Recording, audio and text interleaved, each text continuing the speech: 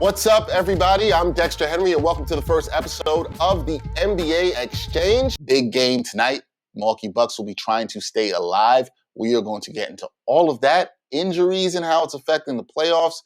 So much to talk about on this edition of NBA Picks and Props. Thank you for rocking with us here, because I think it's great for the league, and we need more villains. You should appreciate this as a wrestling guy, right? You can't just have a whole bunch of faces. You got to have heels. Got one of the best people covering the NBA. He is an NBA writer for SportsIllustrated.com. Howard Beck. Howard, thanks for joining me here on the NBA Exchange. How are you, man? Good to see you. Game 4 could have the same energy at Fiserv Forum. What are the keys to the Nets getting a win in Game 4? Tough one on the road in Milwaukee. I probably don't think the Hawks are going to do it, or the Bucks if they face the Suns. But, why not? I'm going to throw $25 on one of my favorite nicknames in the NBA right now. 25 on Red Velvet. Can the Clippers make a comeback from a 3-1 lead? We've got Game 5 tonight, or is it 1-2-3 Cancun for the Clippers tonight? Do you see a comeback, or is this a wrap? It might be Cabo. I don't think Cancun is that nice. Nobody had won in their own home court.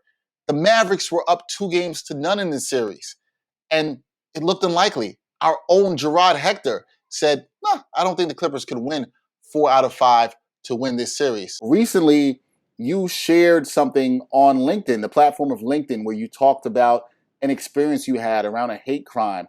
Could you share with our viewers what that experience was?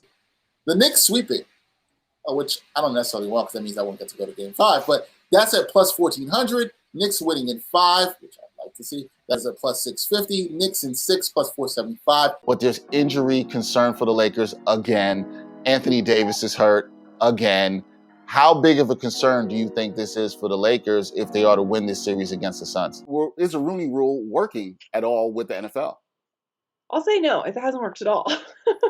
It's just it's a disaster. It's an embarrassment. As someone covering the team, what has it been like covering this team, sort of not knowing what you'll get from them on a night-to-night basis? But if you're looking to bet on this game, man, it's a tough one. The line in the previous game was at minus 2.5. The line for Game 6 has opened up at the same, that minus 2.5. But this time, instead of favoring the Bucks, which were the home team, obviously in Game 5, this favors the Hawks. I'm not lighting the pants on this bet. We're not doing anything lighting the pants here. It's not happening. Knicks in 5, plus 650. Book it. I'm with Eric Chang. Under every game. Let's go. Where if Chris Paul is the top series point scorer, he's probably going to win Finals MVP.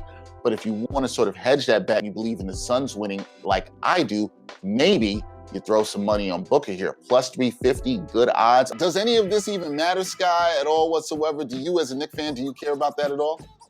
I care about it just on the strength that I never was with the Nets coming to Brooklyn anyway. I'm a diehard Knicks fan, and no matter where you were from in New York, it was the Knicks. This is about having respect and decency for the players and what they do on the court. And there's a long history throughout sports about black and brown bodies not being respected when they're on the court.